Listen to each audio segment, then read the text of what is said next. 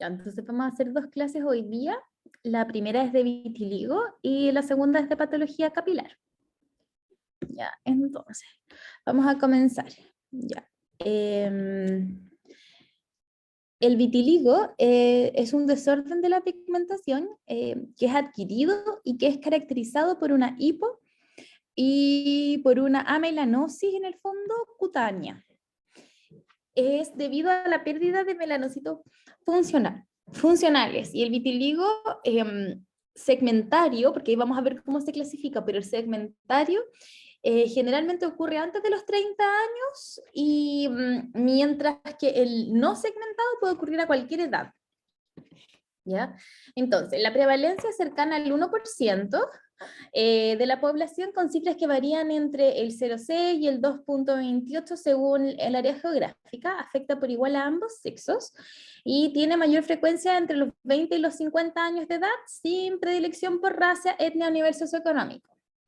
Aproximadamente un tercio de los pacientes son niños y entre un 70 y un 80% de los adultos desarrollan el vitiligo antes de los 30 años. Muchos pacientes lo relacionan con eventos vitales específicos, pero no se ha comprobado su asociación. Sin embargo, previamente esta enfermedad se le llamaba melancolía, ¿ya? Como dentro de la historia de la medicina. Tiene un gran impacto psicológico y afecta mucho la calidad de vida de los pacientes. Incluso se ha pensado que puede afectar tanto como a la psoriasis, ¿ya? Con respecto a la etiología, bueno, existen varios como pilares que se pueden decir dentro de la etiopatogenia, que es multifactorial. La primera es autoinmune, ¿cierto? Y aquí existen distintos tipos, o sea, diversos halotipos HLA que aumentan el riesgo de presentar vitiligo. Existen como anticuerpos contra melanocitos que activan la respuesta citotóxica, ¿ya? Y la tiroides autoinmune, por ejemplo, la tiroiditis autoinmune, está presente cerca del 20% de los pacientes con vitiligo y esta va a representar, o sea, y esta respuesta principalmente es TH1 y TH17. Con respecto a la desregulación neurogénica, existe liberación de neuropéptidos capaces de gatillar la apoptosis de los melanocitos. Y como que existiría además una alteración en la biosíntesis de las catecolaminas que va a generar esta vasoconstricción e hipoxia con liberación de radicales libres que inhiben la producción de melanina. Con respecto al estrés oxidativo, el balance entre los agentes antioxidantes y prooxidantes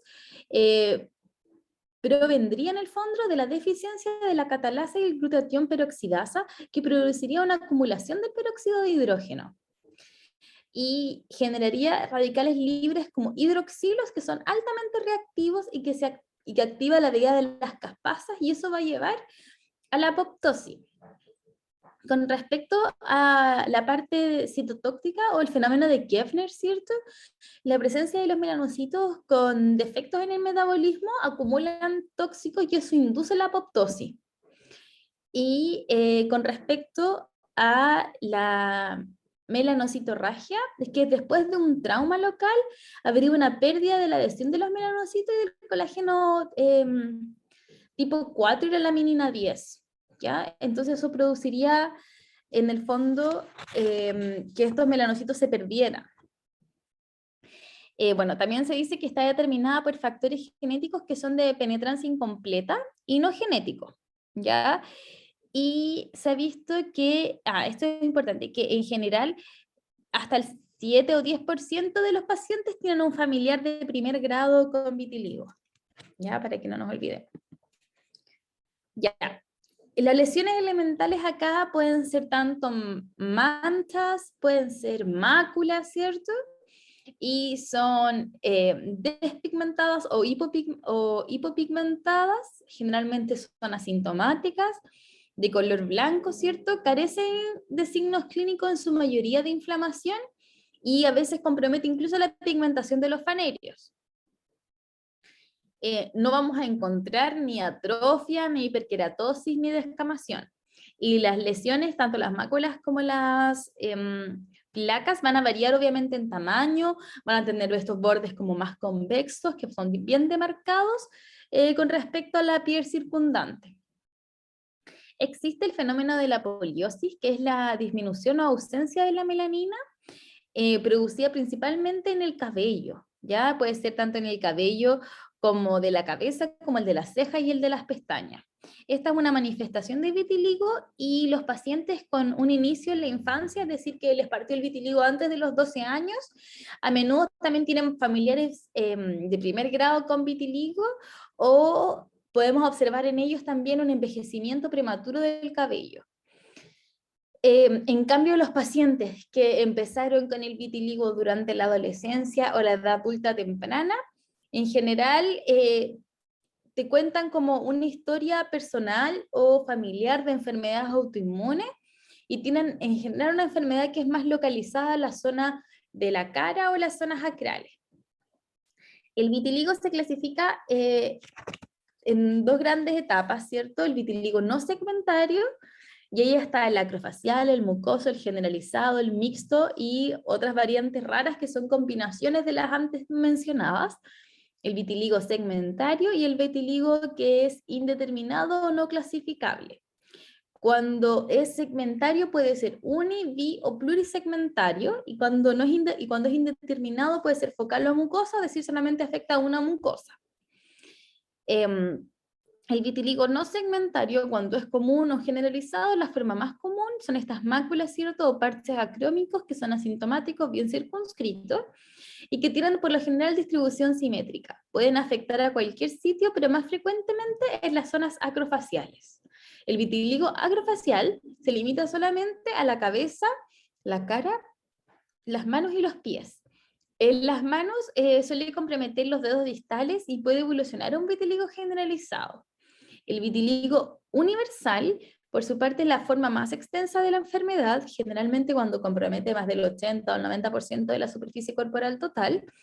Habitualmente ocurre en la edad adulta y está como precedido por un vitiligo que es generalizado.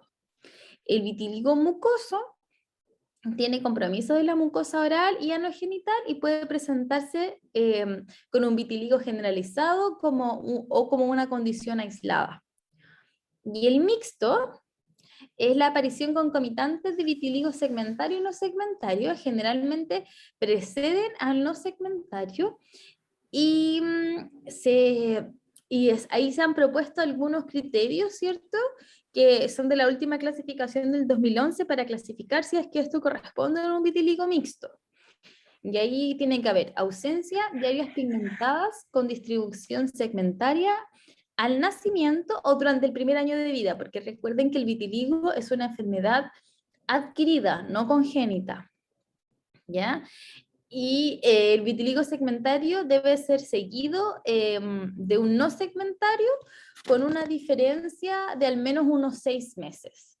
Y el vitiligo segmentario que afecta al menos al 20% de la distribución teórica de un dermatoma, ¿ya? O si no, pueden seguir las líneas de Blaschko también. En general, eso es como la grande clasificación del vitiligo. Lo primero que nosotros tenemos que saber es que si compromete un segmento o no compromete un segmento. Si no compromete un segmento, ahí lo podemos clasificar en acrofacial, mucoso, generalizado, universal, mixto y combinaciones de las otras cosas que hemos ido diciendo. Ya, ahora vamos a ver algunas fotitos. Este es el vitiligo focal, por ejemplo, ¿cierto? Es aquel que se presenta en lesiones aisladas, que son pequeñas y que por lo general no calzan con la distribución típica de un vitiligo segmentario, ni evolucionan a un vitiligo segmentario entre 1 o 2 años. En verdad eso no ocurre, ¿ya? En general son lesiones focales. En cambio, el vitiligo segmentario va a comprometer uno o varios segmentos de una forma unilateral, con máculas acrómicas, ¿cierto? Como las que vemos aquí, que en algunos casos pueden ser confluentes, ¿cierto? Y comprometer y hacerse como más grandes. Este vitiligo es de mala respuesta y de rápida progresión, ¿ya? En general, es de rápida progresión en unos 6 a 2 años. Después, como que se detiene su progresión y su crecimiento. pero es de súper difícil tratamiento, entonces hay que tener harto cuidado con este vitiligo porque hay que advertirle al paciente que en el fondo nos va a costar un poquito más lograr la repigmentación.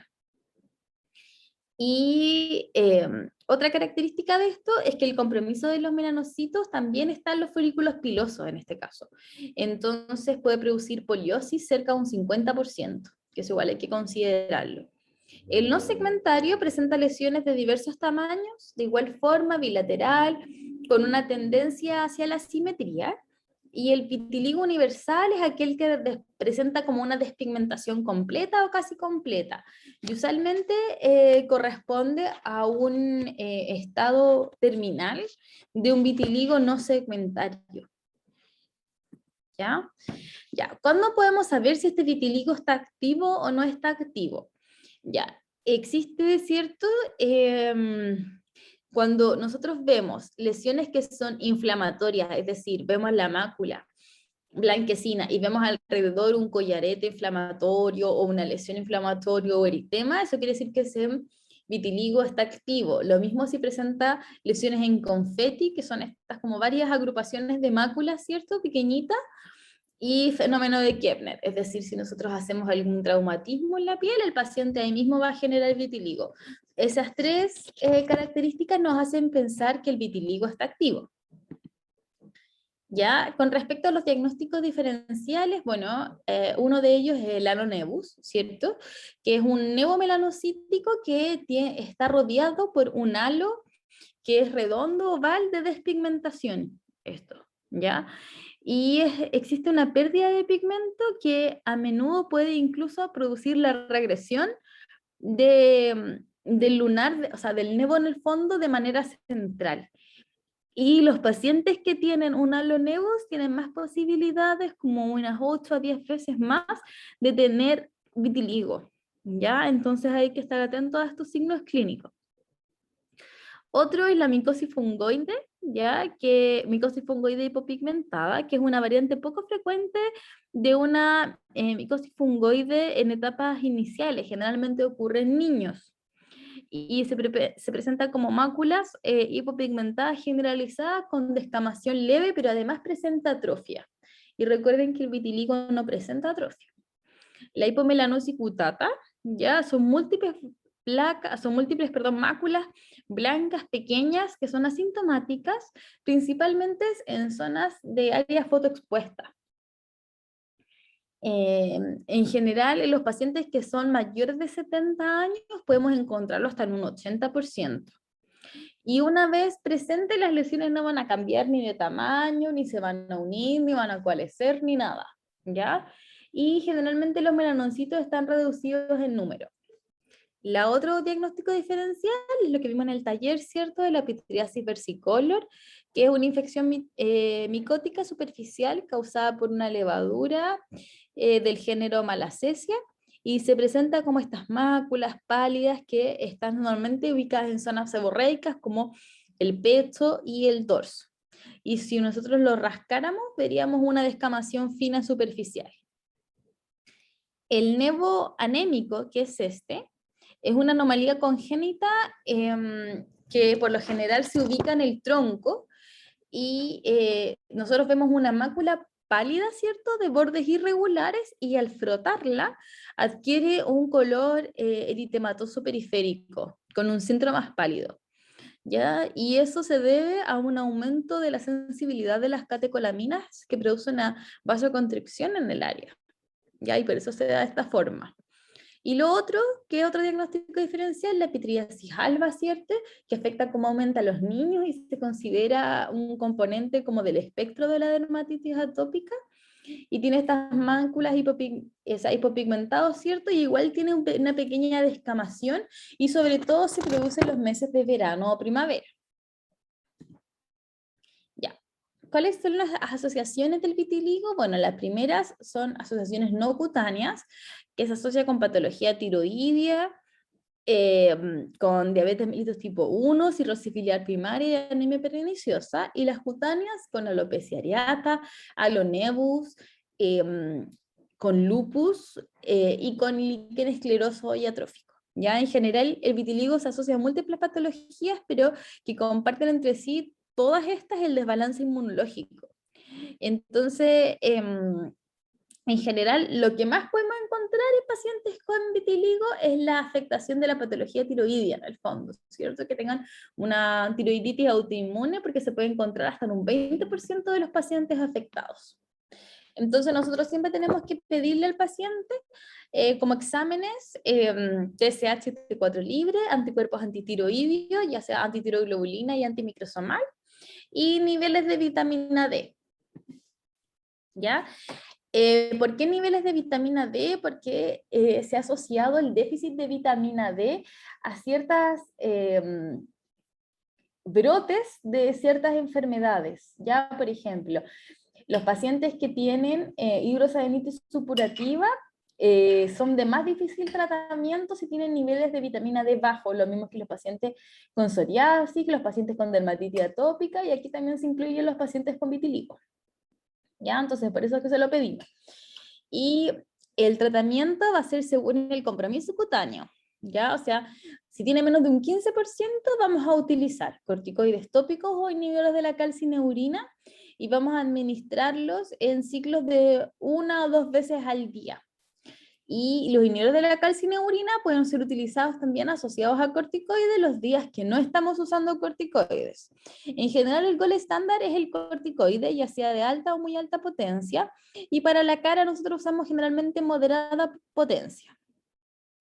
El Consenso Europeo dice que no hay que utilizarlo por más de 3 meses en forma diaria, o por 6 meses alternando cada 15 días, ¿ya? Pero en general nosotros lo que hacemos es dejarlos con semanas de descanso, que era lo que habíamos visto también en el módulo de dermatitis, ¿cierto? Por ejemplo, le dejamos un mes de corticoides, después descanso, después un mes y así, ¿ya? Para que no se produzca en el fondo un problema con el eje del cortisol, ¿ya? Porque igual el clobetasol o la betametasona, que son corticoides de alta o muy alta potencia, tienen igual absorción cutánea. Entonces, es por eso que nosotros tenemos que dejarlos como ya sea en pulso y no por un tiempo muy prolongado. ¿Ya? La fototerapia, bueno, puede ser que utilicemos UVB narrowband o PUVA o láser y luz Excimer, ¿ya? Cuando el vitiligo afecte más del 15% de la superficie corporal total, el gol estándar siempre va a ser UVB de banda angosta, ¿ya? Que tiene una longitud de onda que va de 311 a 313. Y su uso se utiliza porque en el fondo la UVB narrowband produce inmunosupresión y repigmentación, porque induce la apoptosis de los linfocitos T, genera como una upregulation de la interleuquina 10 y estimula los linfocitos supresores. La UVB igual hay que considerar que es de respuesta lenta, que generalmente se va a empezar a repigmentar a las 24 semanas. Entonces, nosotros no podemos dejarle pocas sesiones, son hartas sesiones de VB narrowband, y en general, si no hay respuesta a los 6 meses, recién nosotros cambiamos de tratamiento. Y la tasa de repigmentación es de un 40 a un 100%, y lo importante es que esto, la VB narrowband, induce la diferenciación melanocítica y producción de melanina. La PUVA, bueno, generalmente la usamos para fototipos más oscuros o personas que son más resistentes a tratamiento, y existe una revisión sistemática en Cochrane que evidencia que la PUVA en general es inferior a la UVB narrowband. Entonces, por eso nosotros preferimos utilizar esta luz como gol estándar. Y en el caso de la luz láser o el láser excimer, ¿cierto? En general lo usamos cuando está menos del 10% de la superficie corporal afectada, tiene una longitud de onda constante, que es a 308 nanómetros, y se usa para vitiligo localizado, ¿ya? Puede ser en formato láser o en formato lámpara, ¿ya? Como habíamos dicho, la PUVA tiene menos efectividad y además tiene más efectos tóxicos que la UVB narrowband, por eso es que no la usamos como primera línea. Y este es un paciente después de 5 meses de utilizar fototerapia, ¿ya ven? Entonces así las lesiones se van repigmentando. Bueno, la foto no es muy buena porque obviamente esta foto es más oscura que esta foto, entonces es difícil comparar, pero para que vean que el paciente en esta foto casi ni se percibe la placa de vitiligo después de 7 meses con la serie Alzheimer. Y otras terapias que nosotros podemos utilizar son corticoides, ¿cierto? Inmunosupresores o antioxidantes. Con respecto a los corticoides, uno los usa en mini pulsos orales. Por ejemplo, usar 2 días continuos a la semana por 2 a 3 meses, ¿cierto? Y generalmente dejamos de 40 a 60 miligramos de prednisona. Y normalmente esto lo dejamos cuando el vitiligo es rápidamente progresivo. Ahí utilizamos corticoides orales. Y inmunosupresores, hay estudios con mofetil, o sea, perdón, con estudios con metrotrexato, y se ha visto que ha sido como comparable al uso del corticoide oral. Entonces, en general, está indicado metrotrexato cuando nosotros no podemos dejar al paciente corticoide, ¿ya? El otro inmunosupresor que se ha estudiado, pero en series de casos súper pequeñas, es la ciclofosfamida, ¿ya? Y antioxidantes, bueno, ahí el que tiene más estudios es el ginkgo biloba, ¿cierto? Se deja una cápsula de 40 miligramos cada 8 horas y es el que tiene más evidencia, porque lo demás así, ahí existe otro que se llama como larotabe y ese igual se ha utilizado, pero la evidencia no es de muy buena calidad, entonces es difícil hacer una recomendación sobre el uso de este antioxidante. Con respecto a la cirugía, bueno, existen técnicas quirúrgicas que están indicadas en el caso de fracaso de tratamiento o de áreas catalogadas como difíciles de tratar. Las áreas difíciles de tratar, convengamos que son las manos, los pies, los codos, las rodillas, los pezones, los párpados y los labios. Y en eso nosotros podríamos hacer técnicas por mini injertos con PANT, con injertos dermopidérmicos, podemos hacer también cultivos de melanocitos, o suspensiones epidérmicas no cultivadas, ¿ya? Y cuando nosotros, ojo que cuando nosotros hagamos la cirugía, tiene que ser en un vitiligo que está estable, ¿ya? Que no tenga fenómeno de Koebner activo, que no esté activo el paciente, porque si no, al hacerle cirugía vamos a generar zonas de vitiligo, por ejemplo, en áreas donde el paciente no tenía, ¿ya? Para que lo consideremos igual. Y con respecto a la despigmentación, bueno, se ha visto que lo usamos cuando tenemos más del 50% de la superficie corporal afectada. Ahí tenemos que explicarle al paciente que debe utilizar fotoprotección estricta. En general, nosotros generamos una despigmentación que es irreversible de 4 a 12 meses. Los resultados son favorables y igual hay que dejar una terapia de mantención como 1 o 2 veces por semana, ¿ya? Y la reacción adversa más frecuente generalmente es la dermatitis de contacto irritativa. ¿Qué es lo que nosotros usamos para despigmentar? El monobencil éter de hidroquinona al 20% en crema base y en general lo usamos 2 veces al día. También otra alternativa que le podemos dar a los pacientes es el maquillaje, ¿cierto? Como una alternativa válida para, en el fondo, camuflar sus manchas. Mm, y aquellos pacientes que tengan fenómeno de Koebner, nosotros sí o sí tenemos que educarlos en que la medida que se haga cualquier trauma cutáneo, ahí mismo le va a salir vitiligo. Entonces hay que tener súper harto ojo con estos pacientes, ¿ya? Pero igual explicarles que en el fondo el tratamiento es posible, ¿ya? No es como porque antes se decía, bueno, tú tienes vitiligo y en verdad vas a morir con eso. Pero en verdad eso ya se sabe que no es así, que en verdad existe tratamiento para estos pacientes. Entonces, el ideal es derivarlos oportunamente y poder empezar el tratamiento, ¿ya? En general, este es como un pequeño resumen, cuando el vitiligo está estable, la primera línea siempre va a ser corticoide tópico o fototerapia, dependiendo si tiene más del 15% o menos del 15% de la superficie corporal total. La segunda línea vendría siendo la cirugía, y cuando ya es generalizado, nosotros utilizamos la despigmentación, ¿ya? Cuando el vitiligo no está estable, nosotros podemos utilizar un corticoide oral o un inmunosupresor, como vimos, ya sea la prednisona, ¿cierto? O podemos dejarle metrotrexato, que es lo que está más estudiado. ¿Qué pacientes mejoran el tratamiento? Bueno, los pacientes que son jóvenes, los que son fototipos oscuros, los que tienen poco tiempo de evolución y los que afectan la cara, el cuello, las orejas y las axilas. ¿Ya? ¿Cuáles son los que responden mal? Los pacientes viejitos, los que tienen fototipos claros, los que tienen un largo tiempo de evolución o una evolución rápidamente progresiva. También el vitiligo segmentario, como vimos, ¿se acuerdan? Responde mucho peor que el no segmentario. En cuanto al inicio del vitiligo, en general es gradual y a veces, de hecho muy pocas veces, el paciente va a referir como eritema o prurito antes del vitiligo. En general, en la mayoría de los casos es 100% sintomático. Y el curso natural del vitiligo generalizado suele corresponder a una diseminación más lenta, aunque puede estabilizarse por un largo periodo de tiempo y después evolucionar rápidamente. Entonces, por eso es un paciente que nosotros tenemos que ir siguiendo en el tiempo. Hay muy pocas veces que se desarrolla afección total del cuerpo, ya sea en semanas o en días. Y el vitiligo segmentario suele alcanzar una extensión completa, como habíamos dicho, en de 6 meses hasta 2 años, y generalmente se mantiene restringido al área segmentaria inicial. ¿Ya? Eso. ¿Alguien tiene alguna duda con respecto al vitiligo antes de que pasemos a la otra clase? ¿Preguntas?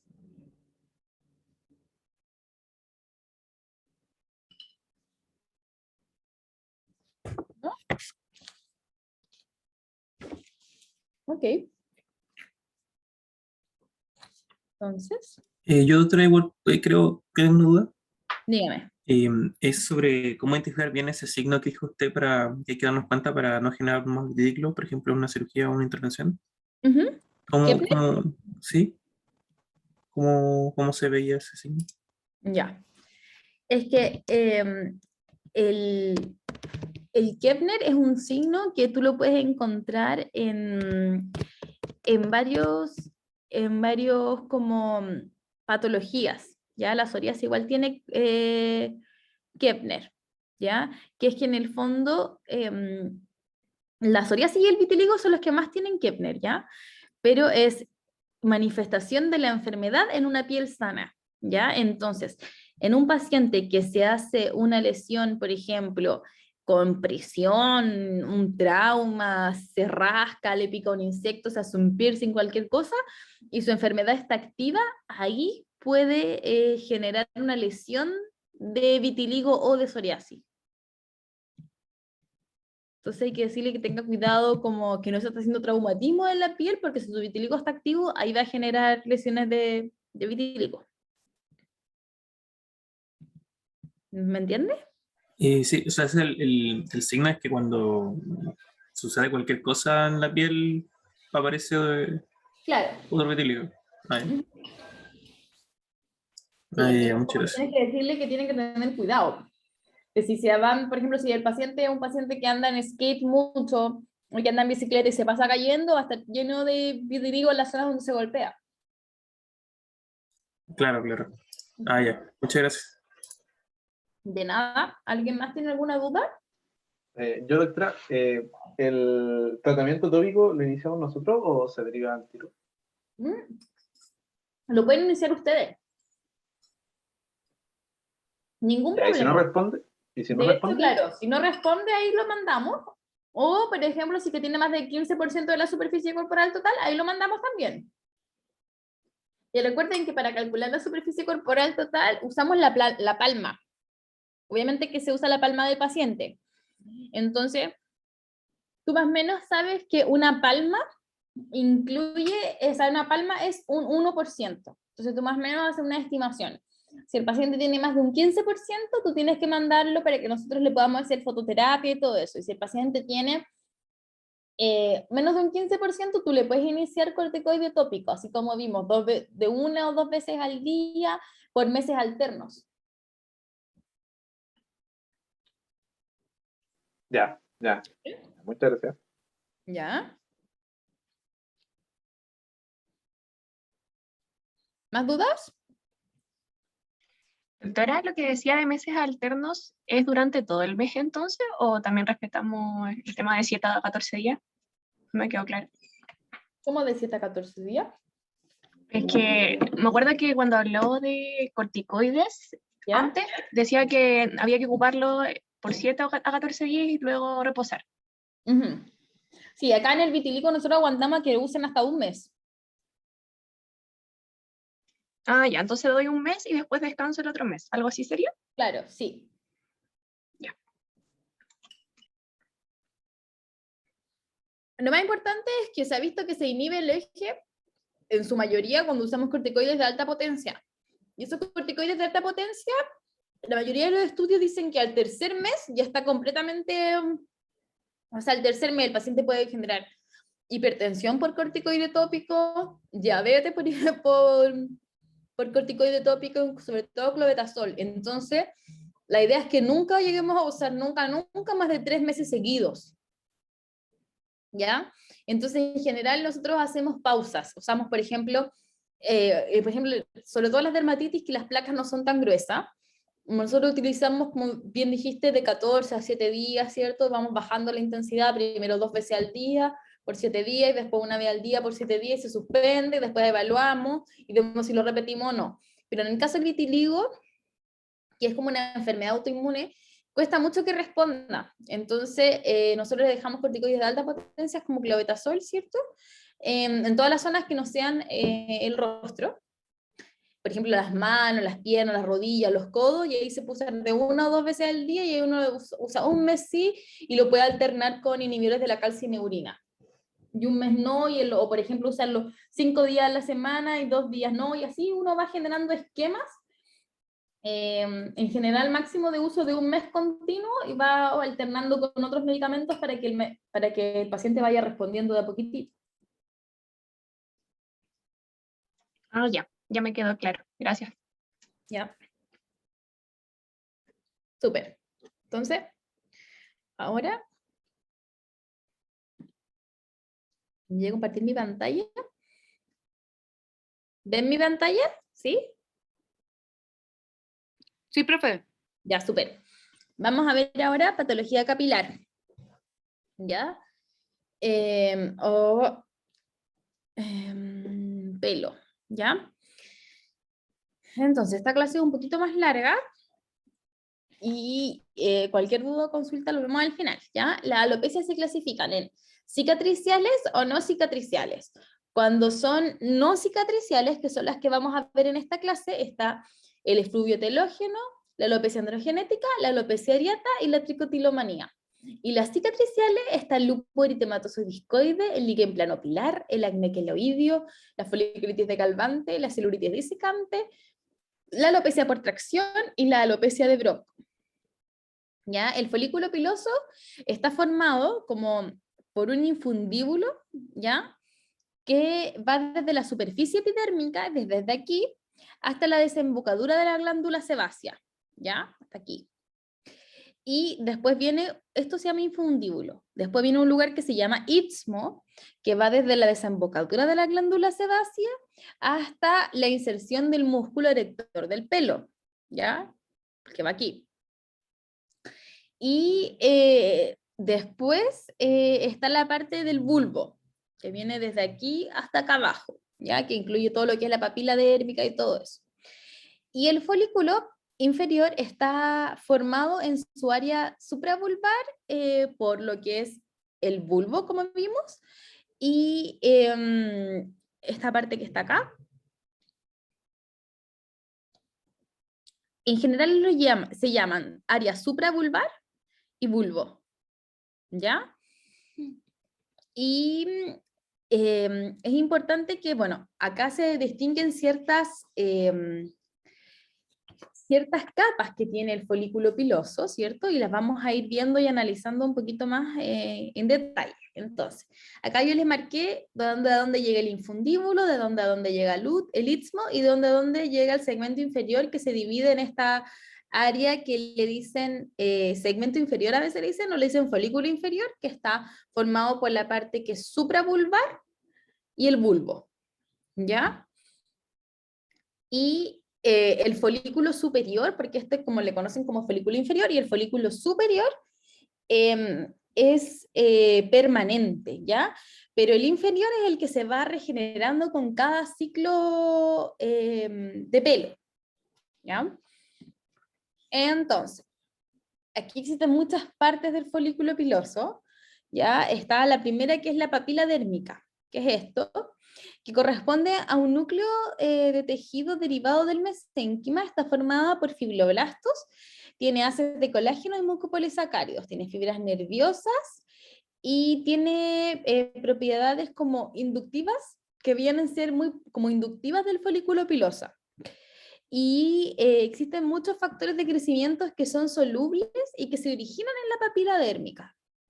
Después nosotros vamos a ver el tallo piloso, que son células del tallo, ¿cierto? Que van desde la papila y que van a formar lo que es la médula, la corteza y la cutícula del mismo tallo piloso. Y la diferenciación de estas capas, ¿cierto? Va a depender de ciertos factores de transcripción, ¿ya? Y después de eso nosotros podemos ver acá, ¿cierto? Que existe una vaina radicular externa y una vaina radicular interna. La vaina radicular externa se fusiona con la epidermis distalmente. De hecho, aquí se ve que vamos a la vaina radicular externa, que es todo esto, ¿cierto? Haciendo como un zoom, sería todo lo que corresponde a esta zona.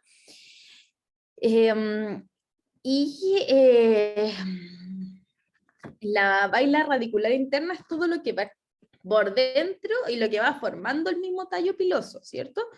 Es decir, todas estas capitas que van hacia acá, ¿ya? Que está la capita del tallo y la capita de la vaina radicular interna. Obviamente cada una tiene sus propias funciones, pero no las vamos a ver en profundidad, ¿ya? Porque si no, uno se confunde más de lo que aporta en general esta clase.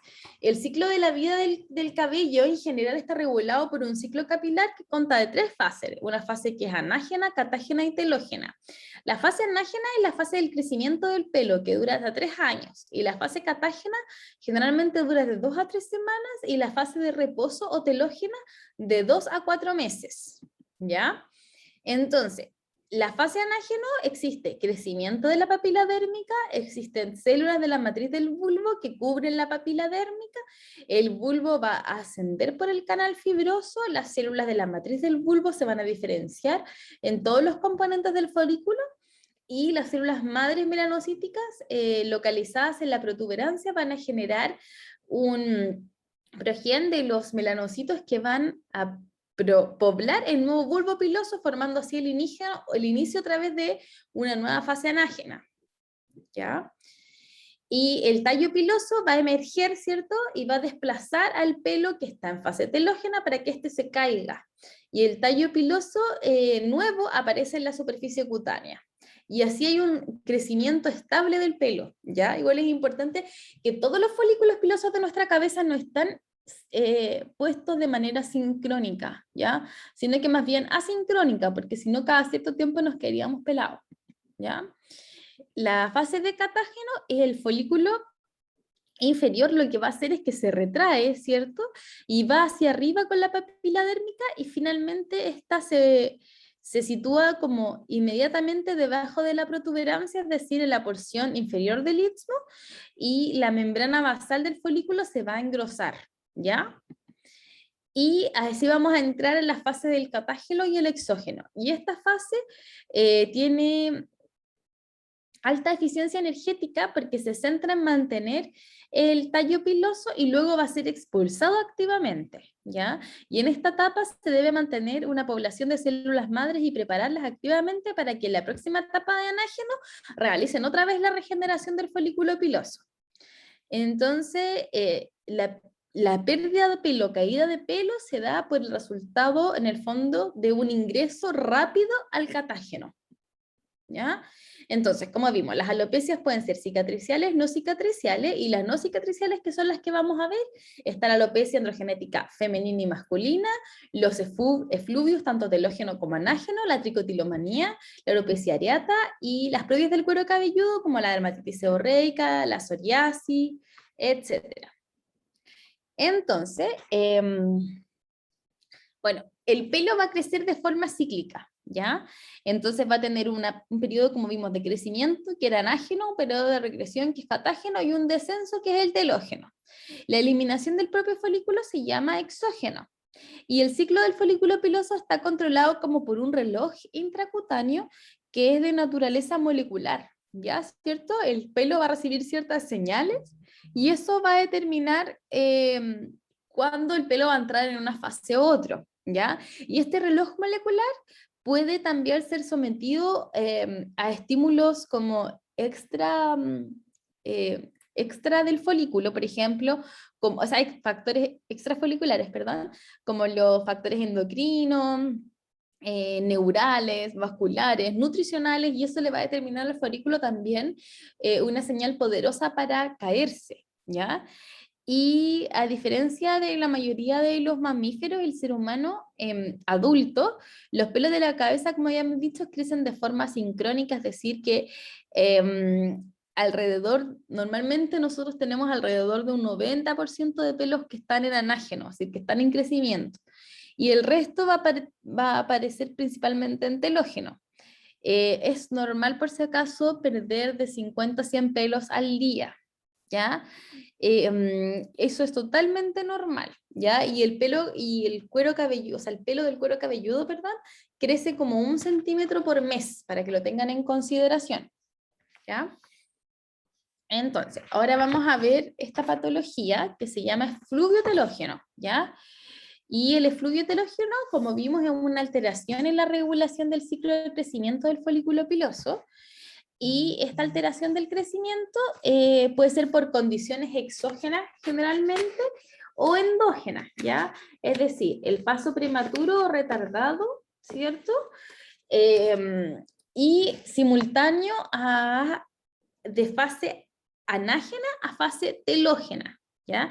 Y eso va a provocar la pérdida masiva del cabello.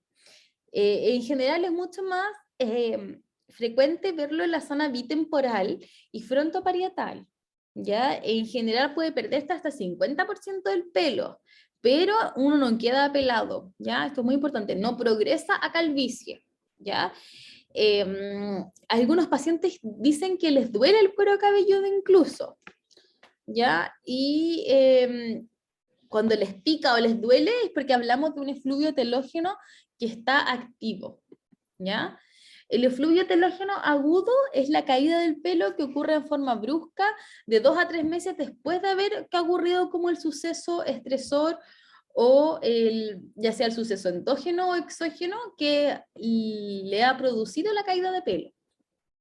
Y se va a revertir una vez que este es eliminado, pero en un 30% de los pacientes nunca se descubre la causa y puede ocurrir a cualquier edad. Ya, esto es súper frecuente también en los pacientes bebés, por ejemplo, cuando ya van como en el 3er mes, ¿cierto? Y tanto apoyo de la cabecita en la zona occipital y por el mismo estrés de nacer, esa zona se pierde de pelo. Después les crece y se empareja, pero al inicio esa zona se pierde, ¿ya? Y el efluvio telógeno crónico es la pérdida de cabello que es de inicio insidioso y que persiste por más de 6 meses. O sea, el paciente dice que tiene eso hace mucho tiempo. Y además puede presentar como episodios de efluvio telógeno agudo sobre crónico. Y en la mayoría de los porcentajes no se encuentra la causa, es menos frecuente en mujeres de 30 a 60 años. Causas de efluvio telógeno hay millones, ¿ya? Patológicas, fisiológicas o fármacos. La fisiológica, la más importante, es la del recién nacido, que es la que vimos recién, la que puede ocurrir en la mujer en el embarazo, en el parto y el puerperio. Los fármacos, los que más producen caída de pelo, están las estatinas, los AINE, los anticonvulsivantes, los corticoides, los beta-bloqueadores, los antifúngicos, la carbamazepina, el ácido valproico, incluso la interrupción de los anticonceptivos.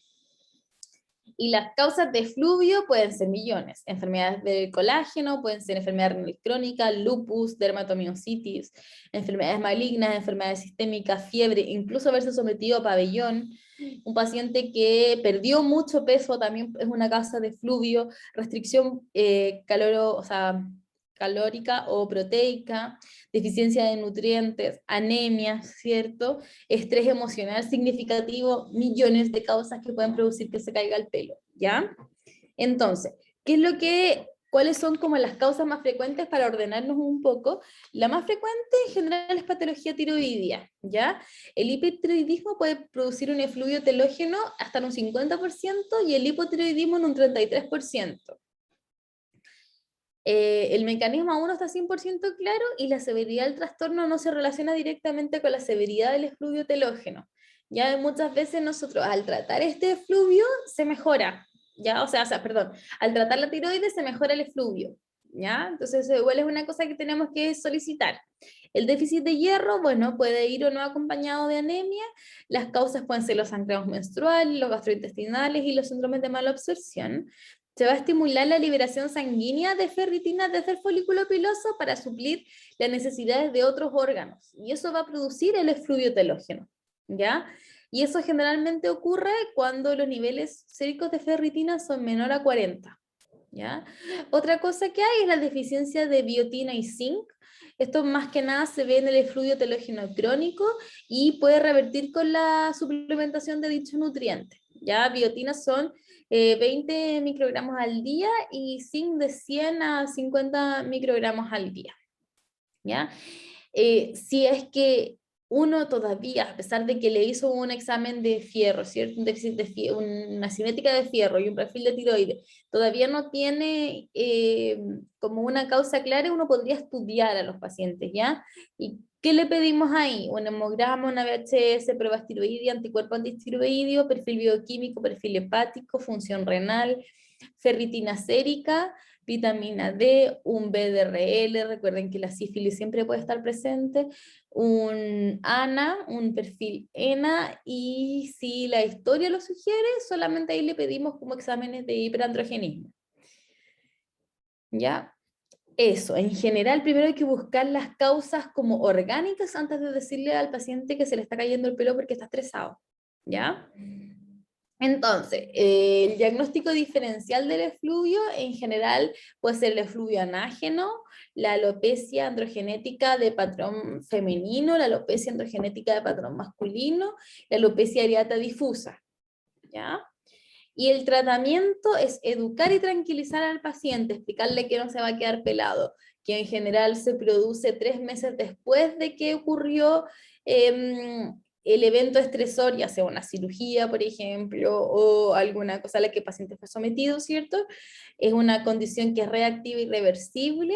Hay que detectar factores gatillantes y tratarlos, y siempre hay que ayudar psicológicamente en el caso de que sea necesario. Ya, si es que fuera mucho, se perdió mucho pelo, podríamos dejarle pelucas como técnicas de camuflaje. Y si es que, y lo otro que podríamos dejarle es minoxidil tópico, ya sea el 2 al 5%, se deja 2 veces al día y esto va a cortar el telógeno y va a alargar el anágeno. Pero esto produce un empeoramiento en las primeras 8 semanas. Entonces hay que explicarle al paciente que cuando use minoxidil, los primeros 2 meses se le va a caer el pelo. ¿Ya? Y después recién va a empezar como a repuntar esa pérdida de cabello. Obviamente que igual si es que le pedimos niveles de zinc y todo eso, de hierro, de vitamina D, lo podemos suplementar también. El pronóstico generalmente es secundario a una enfermedad sistémica y el producto es bueno, el pronóstico es bueno, perdón, si es que se elimina la causa. La mayoría de ellos se da espontáneamente y existe desprendimiento activo del folículo piloso de 2 a 3 meses y existe un mejoramiento estético de 6 a 12 meses. Pero el efluvio, lo que tenemos que explicarle a nuestro paciente es que el efluvio telógeno no conduce a calvicie. ¿Ya? Entonces hay que tomar las medidas necesarias para que esto no ocurra. Recuerden que se puede perder hasta el 50% de los pelos. ¿Ya? En la alopecia areata, esto se da en el 2% de la población en general, es el 3% de las consultas dermatológicas, puede afectar a cualquier edad, a edad media de inicio entre los 25 y los 36 años, el inicio temprano, es decir, edad media entre los 5 y 10 años, se asocia con un subtipo más severo.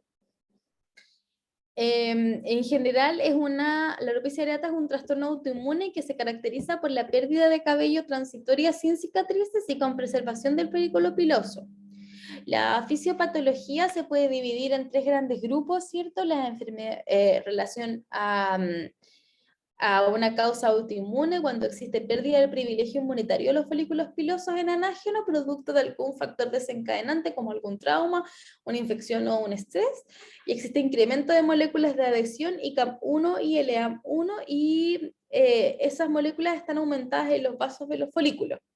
En el caso de los factores genéticos, el 28, cerca del 30% de los pacientes tienen al menos un familiar con alopecia areata, y existen múltiples polimorfismos de nucleótidos implicados en la regulación del sistema inmune innato y adaptativo. Y los factores ambientales pueden ser el estrés emocional, el estrés físico, vacunas, enfermedades febriles, drogas, etc. ¿Ya?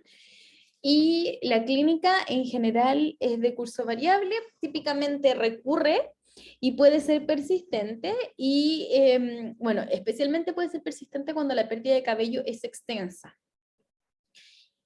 Aunque el cuero cabelludo puede ser el primer sitio afectado, no olvidar que igual se puede encontrar afectación de cualquier otra zona que tenga pelo, por ejemplo, las cejas, las pestañas, la barba, ¿cierto? Los pelos púbicos, los pelos axilares, ¿cierto? Todas esas zonas igual se pueden afectar. La lesión elemental, ¿cierto? Es una placa en general o un parche alopécico de comienzo agudo en semanas con pérdida uniforme del pelo. Este parche alopécico es redondo, bien delimitado, tiene superficie lisa, brillante, de consistencia blanda, de color piel o levemente eritematoso, y en los bordes de la placa uno podría encontrar unos pelos en signo de exclamación. Aquí hay, ya aquí hay. Los parches pueden ser únicos o múltiples, y si se generaliza puede existir rápidamente en el fondo pérdida de gran parte del cabello, y a veces puede existir zonas de repoblamiento, o sea que nosotros, por ejemplo, veamos aquí, por ejemplo, que vemos que aquí hubo como un parche, ¿cierto?, alopécico, que aquí está empezando a salir pelito nuevo, ¿ya? Es igual, hay que consignarlo en la anamnesis, ¿ya? Y podemos llevar a la pérdida, dice que es alopecia total, cuando es alopecia total del cuero cabelludo, y alopecia universal cuando se pierde la pérdida de todo el vello. Eso incluye las axilas, el vello púbico, las cejas, las pestañas. Lo más común es que afecte el cuero cabelludo, pero después puede afectar la barba, las cejas, las pestañas, la región púbica, la región axilar, ¿ya? A veces el pelo puede aparecer como un vello más fino que el pelo que estaba previamente, como un cabello fino, y a veces incluso un cabello fino o no pigmentado. Pero este cabello fino y no pigmentado en general va a recuperar su grosor y su color normal. Y los pelos blancos a menudo van a estar preservados durante la alopecia areata, como en este caso. ¿Ya? Ya, ¿cuáles son los patrones clínicos? Los patrones clínicos están en parche, en forma reticular, ¿cierto? Cuando incluye varias zonas, zona ofiásica.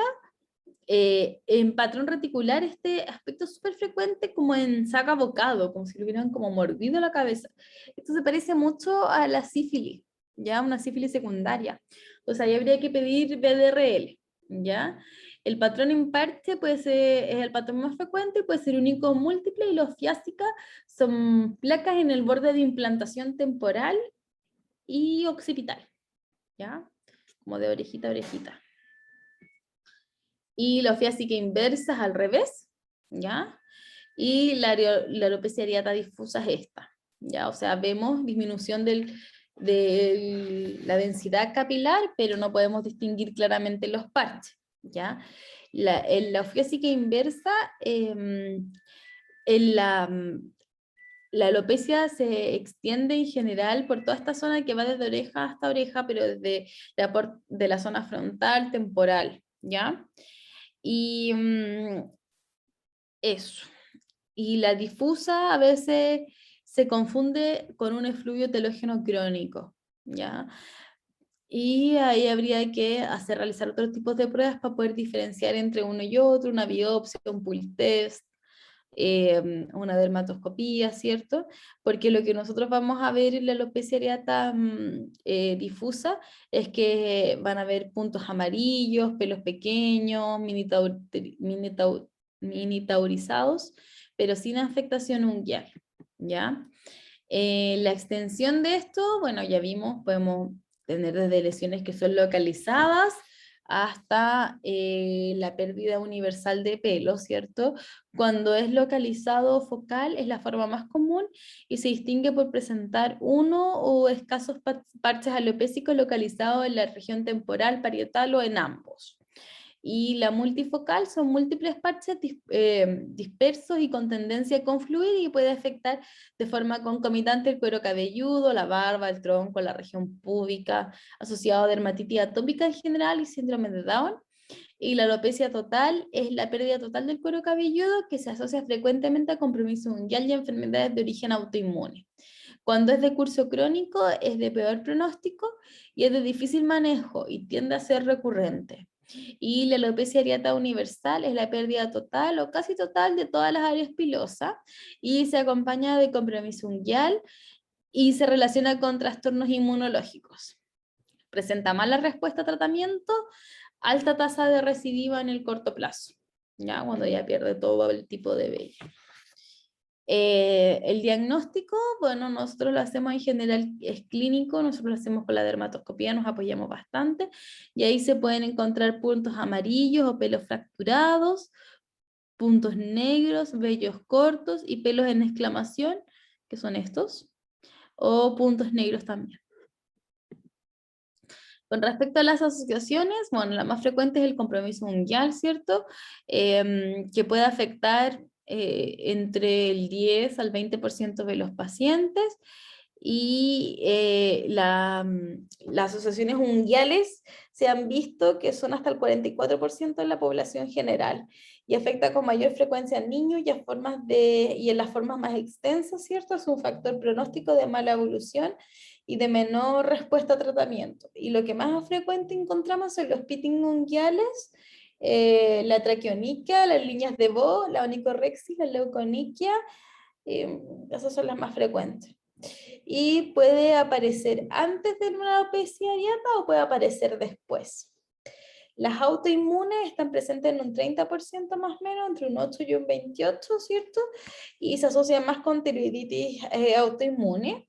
Y se recomienda también en estos pacientes solicitar TSH, T4 libre y anticuerpos. Y otras asociaciones a dermatitis, o sea, otras asociaciones son dermatitis atópica, vitiligo, enfermedad inflamatoria intestinal, psoriasis, lupus sistémico, artritis reumatoide y anemia perniciosa. Y psiquiátricas está la depresión, el trastorno de ansiedad y algunas conductas un poco más agresivas. El pronóstico en general, existen factores indicadores de mal pronóstico, ¿ya? Y estos son que la severidad de la alopecia areata, por ejemplo, si es total o universal, si tiene un tiempo de evolución mayor a un año, si inició en la infancia, si tiene historia familiar, si tiene compromiso unguial o la alopecia areata ofiácica. Todos tienen en general mal respuesta. Los diagnósticos diferenciales está la tinea capitis, la tricotilomanía, el lupus eritematoso discoide, el líquen plano, la foliculitis de Calvante y la alopecia androgenética. El tratamiento en general es fundamental acá el aspecto psicológico y derivación al psiquiatra para eventuar tratamiento ya sea farmacológico o con psicoterapia solamente, pero es súper importante que se haga esa derivación. Y el objetivo que van a tener en general es disminuir la inflamación, ya sea perifolicular o folicular, y estimular el crecimiento del pelo, ¿ya? Y obviamente qué tratamiento nosotros vamos a utilizar va a depender de la extensión de la alopecia. Entonces, la primera línea, como casi todo en dermatología, son los corticoides tópicos, ¿cierto? Nosotros utilizamos usamos clobetasol o betametasona, ¿cierto? Corticoides de alta potencia, que son la elección cuando los pacientes tienen una sola placa, ¿ya? O tienen menos del 25% del cuero cabelludo. Esto ocurre principalmente, podemos utilizarlo tanto en niños como en adultos, ¿ya? Y se recomienda utilizar, como le dijimos, corticoides de alta potencia como clobetasol, ¿cierto? El diplopenato de betametasona, y el tratamiento se aplica una vez al día, 1 centímetro más allá de la zona afectada, o sea, le aplicamos en este parche y además le aplicamos un poquito, 1 centímetro más allá para agrandar el halo. Esto generalmente se puede usar hasta 3 meses y debe suspenderse después de 6 meses si es que no hay respuesta. Obviamente estos son con ciclos alternos, como lo que vimos al inicio, ¿ya? Y uno debe controlar esto al mes del tratamiento. Entonces, tú al mes del tratamiento le das al paciente clobetasol, por ejemplo, que se lo coloque 1 centímetro por fuera del parche alopésico, y ahí lo controlamos para ver cómo le ha ido. ¿Ya? En general existe una repoblación entre las 6 y a 12 semanas y existe una recaída de un 30%. Obviamente los efectos adversos va a ser la atrofia cutánea, telangiectasia, hipopigmentación, foliculitis, incluso supresión adrenal. Otra forma que podemos utilizar es los corticoides intralesionales. Esto lo utilizamos porque tienen efecto antiinflamatorio y es el tratamiento de elección cuando el paciente tiene una alopecia areata focal o multifocal que tiene un compromiso menor al 50% o que tiene alopecia areata que es resistente. Y ahí uno coloca como 1 ml cada 1 centímetro en un intervalo de 4 a 6 semanas. Ya, obviamente en las cejas y en la barba uno usa un más pequeño, usaba 0,5, ¿ya? Otra opción es la inmunoterapia tópica, ¿ya? Y la inmunoterapia tópica consiste en la aplicación de un alergeno que induce una dermatitis de contacto alérgica por una reacción de hipersensibilidad tipo 4, provocando un efecto de inmunomodulador que favorece la regeneración folicular. Y se utiliza tanto en alopecia areata que es con compromiso extenso, es decir, que tiene más del 50% de la superficie del cuero cabelludo, o que es refractaria a corticoides, ya sean tópicos o intralesionales. Y ahí se puede usar el dinitroclorobenceno o la difensiprona. Y el dinitroclorobenceno presenta una mejor tasa de respuesta y un menor efectos adversos que la difensiprona, ¿ya? Obviamente que estos medicamentos nosotros los utilizamos en lesiones que son muy extensas, pero aún así que sea muy extensa o que la lesión tenga mucha severidad, sea crónica o está asociado a cambios unguiales, va a ser dificultoso su tratamiento. Entonces por eso igual tenemos que conversarlo bien con el paciente. Y los efectos adversos son reacciones bulosas, linfadenopatías regionales, edema facial, edema del cuero cabelludo, y algunos hacen cambios pigmentarios y en los casos más severos han hecho eritemas multiformes. La segunda línea de tratamiento, nosotros aquí utilizamos el minoxidil, ya como nuestro caballito de batalla. El minoxidil genera en el fondo vasodilatación y angiogénesis, y también funciona como como un efecto pequeño, ¿cierto?, de inmunosupresor, y se utiliza en loción tópicas al 5% 2 veces al día. Lo usamos en lesiones que son localizadas o en combinación con corticoides en niños y adultos. Y la eficacia es menor a un 30% y es ineficaz en alopecia areata universal o total. Y los otros medicamentos son la PUVA, por ejemplo, porque la PUVA es un inmunosupresor de células de Langerhans, ¿cierto? Y por esa alteración de los linfocitos es utilizado en la alopecia areata extensa cuando es más del 75%, en la alopecia areata total o universal sin respuesta a otros tratamientos como corticoterapia o inmunoterapia. Pero la efectividad de esto, de la PUVA, va de un 20 o 73%, con una alta tasa de recaída. Entonces, en verdad, es súper difícil recomendarlo porque no existen como estudios que sean tan estandarizados. Y la terapia sistémica, obviamente que otra vez están los corticoides sistémicos que se usan en casos de rápidamente progresiva, ¿cierto?, o refractaria. La respuesta varía entre el 25 y el 40%. Uno utiliza 0,5 miligramos de prednisona por kilo día por un mes y luego va disminuyendo gradualmente. Y obviamente va a disminuir la posibilidad de recaída si es que lo asociamos a metrotrexato o a minoxidil o algún otro tipo de inmunosupresor. ¿Ya? El metrotrexato se pueden usar o sea, de 15 a 25 miligramos semanales. Generalmente se usa con prednisona y la efectividad es del 60%, pero tiene una tasa de recaída del 80%. La ciclosporina es utilizada en alopecia areata refractaria, tiene población folicular entre el 25 y el 75 y tiene una alta tasa de recaída.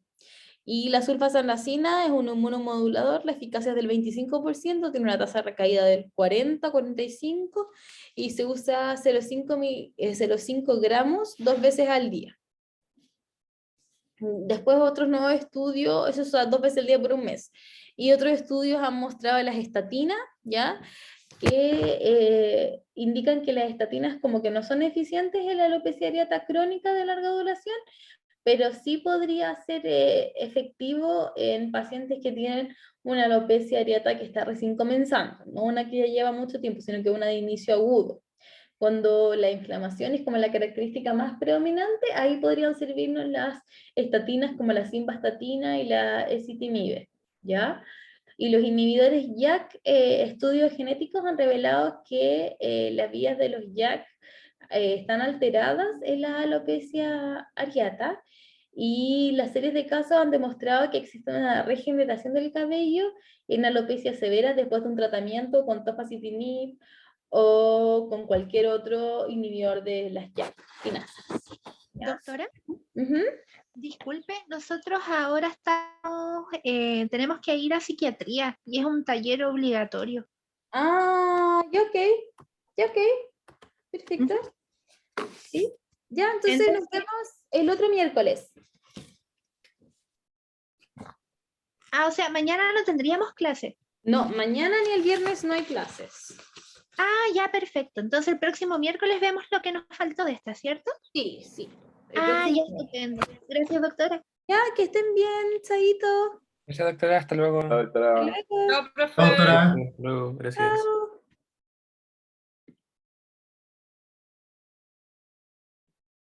Chao, doctora, que esté bien.